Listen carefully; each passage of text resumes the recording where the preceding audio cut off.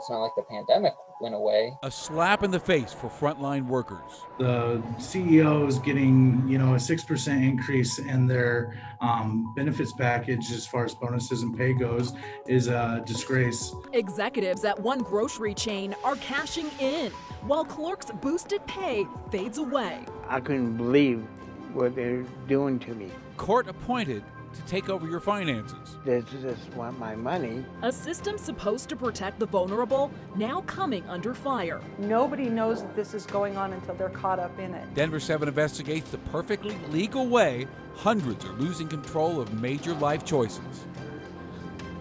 Right now, businesses are struggling to hire. Many have openings they just can't seem to fill, and some are starting to offer higher wages to attract more applicants. McDonald's says it is raising hourly wages about 10% at its corporate-owned stores. So entry-level workers there can now expect to earn between $11 and $17 per hour. And Chipotle is making a similar move. It's boosting pay for entry-level workers to between $11 and $18 per hour. Well, tonight, the parent company of King Soopers is taking heat for taking away workers' pandemic hazard pay. A labor union says it's a tough pill to swallow when the company's top executives picked up bonuses. Denver7's CB Cotton is catching up with workers. For the aisles that needed constant restocking, The workers are the ones that keep it going. we have grocery store workers like Joel Loomis to thank. Loomis worked at a Boulder King Soopers during the pandemic. Now his work, advocating for better compensation for grocery store employees. Me and a lot of my coworkers got paid $13 an hour. But at some point, his colleagues earned more. At the start of the pandemic, parent company Kroger announced a $2 hourly hazard increase, also known as a hero bonus. About 2 months later, in May of 2020, at the height of the pandemic, the company halted the raise. It's not like the pandemic went away. Now, grocery store workers are speaking out after reports that Kroger executives cashed in. In fact, the union says the CEO received a $22.4 million pay package in 2020, a 6% increase from the year before.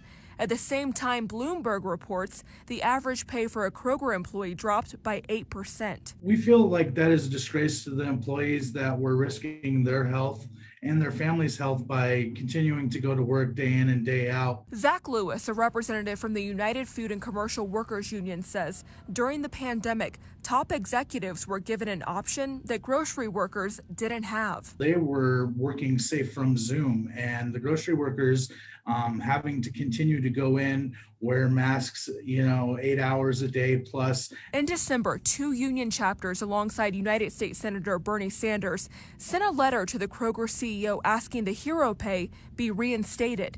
It never was. In a statement to Denver7, Kroger said in part that they've increased pay for associates by more than $800 million since 2018, and that they plan to invest significantly in associate wages this year. We had to keep working during this pandemic, without a protection against COVID and not getting anything extra. CB Cotton, Denver7. CB, thank you. A new survey shows pay cuts hit many people last year. Research from Elements Global Services found nearly 2/3 of people in the U.S. had their pay stay the same or drop in 2020. About 55% who took a pay cut say their pay has not yet returned to normal levels.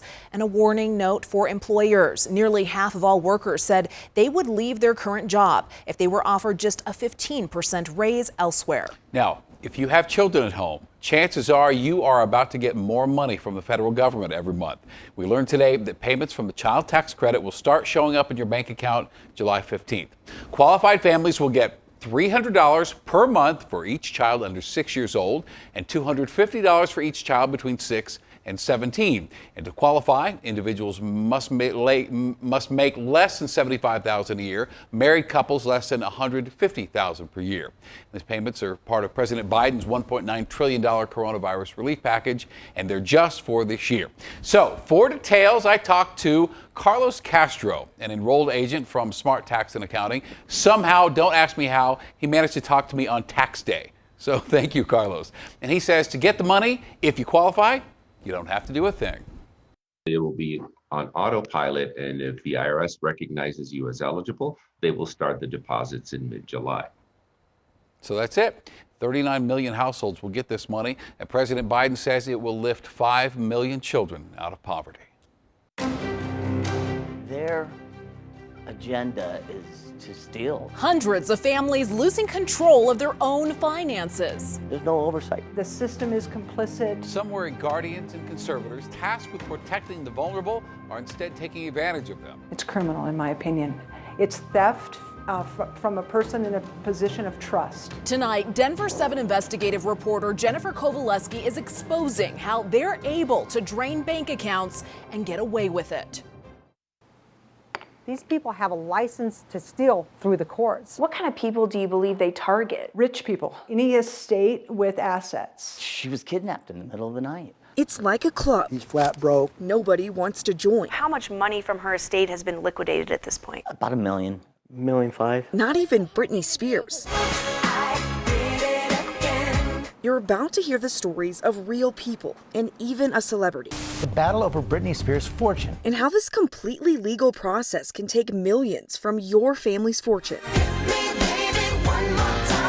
Ever since her public meltdown in 2008, Britney Spears has been under a court-ordered conservatorship in California. Hi, Britney. Her father and others have been put in charge of much of her life, including her finances. She's now fighting to have her dad removed, sparking the Free Britney movement. I just want my money. Britney's story is not much different than Pat Brannigan's. How would you describe what happened? It was almost like a nightmare. Pat can't read or write and is developmentally disabled. He used to work for this post office in Littleton. He fell at work and he broke his hip. He's Pat's friend and the head of the Littleton Postal Union. Dave Steinbach says Pat's fall led to a $100,000 settlement. But before he could get the money, he says Pat was forced into a conservatorship against his will. And who filed that paperwork to begin with? Social services. He says social services didn't think Pat was capable of handling the settlement money. So they filed a petition in probate court for a conservator to take over his finances, something anyone can do. Within 2 years, all the money was gone. Here's how the money quickly disappears when a conservator steps in. The conservator worked 29.4 hours. Times $210 an hour, which she charges for a total of $6,174. Costly fees for paying Pat's bills and making phone calls on his behalf. There's something we got to do because this is not right at all. Their agenda is to steal. Oftentimes, family disputes lead to families losing control of their loved ones' estates. And that's what happened to Greg and David Wells. They were caught in the middle of a family legal battle. They separate family and then they put a restraining order against you. At the center is their 80-year-old mother, Sharon Wells. When you're not there to protect her, they grab total control. Their mom now has a court-appointed guardian who is in charge of her care and a conservator who is in charge of her money, draining hundreds of thousands of dollars from her estate. So you got $104,000 in conservator fees. During one 18-month period, records show the conservator charged nearly $150,000 to Sharon Wells' estate,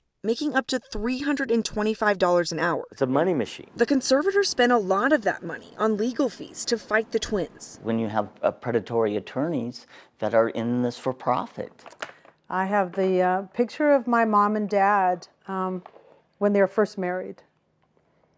Yeah, it's pretty, makes me want to cry. LUANNE Fleming is a victim turned advocate after her mom was placed in a guardianship. We did eventually get my mom back, but our whole estate is gone. How big of a problem is this? This is happening systemically throughout Colorado. LUANNE now runs a weekly online radio show to help other families. You're listening to Face Us Radio. My father was put into a fraudulent for-profit guardianship, isolate, medicate, and bleed the estate. I agree with you 100%. Why do you think nothing's been done? It's a big money-making machine for these attorneys. This process often starts here. We reached out to Denver's Office of Adult Protective Services, but they denied a request for an interview. Instead, the office sent us this statement, reading in part, it considers guardianships/conservatorships as the most restrictive intervention and a last resort to protect an at-risk adult. Denver filed more than 100 petitions for guardianships in the last 2 years. If the state legislature can't shut them down, I don't know who can. She's a former Colorado state senator who tried to do something about it. We tried a piece of legislation in the Senate. Laura Wood's bill would have given people placed in guardianships basic rights, like access to a cell phone, mail, and visits from family. Why do you think they shut the bill down? Because we were going to impact the cash cow that they have. The court has ruled that you require assistance in taking care of yourself. I'm fine. I'm afraid it's not up to you to decide. Wood says the new Netflix movie I Care a Lot shows exactly what's happening in courts across Colorado. 100% accurate. She also pushed for more accountability when she requested a state audit in 2017. It found a lack of oversight with the courts is at the root of the problem, with conservators charging rates up to $350 per hour.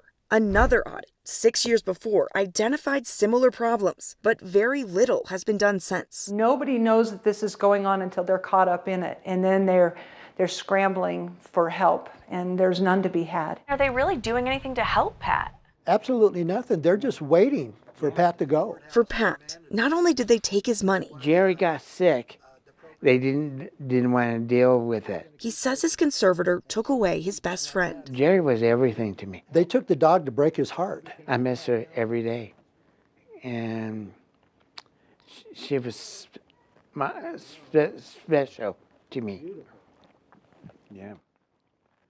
We didn't name the guardians or conservators involved in this because they are doing nothing illegal. But there are no parameters for what they can charge. Critics say leaving a system ripe for abuse. We plan to take what we uncovered to lawmakers and the Attorney General for their reaction. I'm Denver7 investigator Jennifer Kowaleski.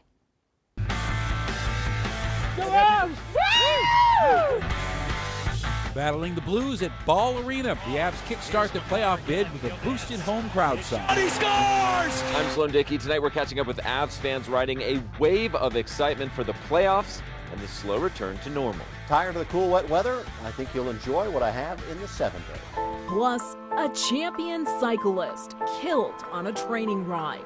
What police suspect led to that crash.